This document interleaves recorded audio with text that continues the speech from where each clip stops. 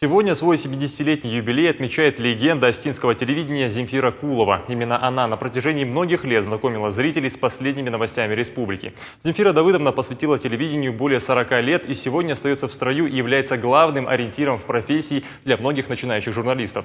Приветствие знаменитого творческого тандема Земфиры Куловой и Владимира Дудиева звучало в каждом доме Северной Осетии. Для жителей республики ведущие программы «Иристон сегодня» стали практически членами семьи. Земфира Кулова пришла на телевидение совсем юной девушкой. Говорит, никогда не забудет свой первый выход в эфир. Это было в декабре 1968 года. В день рождения на работе Земфиру Давыдовну сегодня встречали по-особенному. Директор государственной телерадиокомпании «Алания» Тимур Кусов поблагодарил ее от имени всего коллектива за многолетнюю добросовестную работу. Сегодня в кругу друзей, коллег и учеников Земфира Кулова рассказывает самые яркие истории жизни на телевидении. Сама отмечает, что не может представить свою жизнь без ТВ.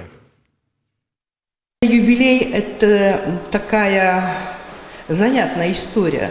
С одной стороны, ты вроде бы как не соотносишь свой возраст и то, чего ты еще можешь и хочешь сделать. А с другой стороны, думаешь, что годы, которые, так сказать, прожиты, они ведь прошли не просто так и не зря. Ты в жизни встречался с какими-то очень интересными людьми, Всевышний одарил тебя семьей, детьми, близким кругом общения, друзьями, коллегами, которых ты обожаешь и которые тебя любят. Это человек замечательный во всех отношениях.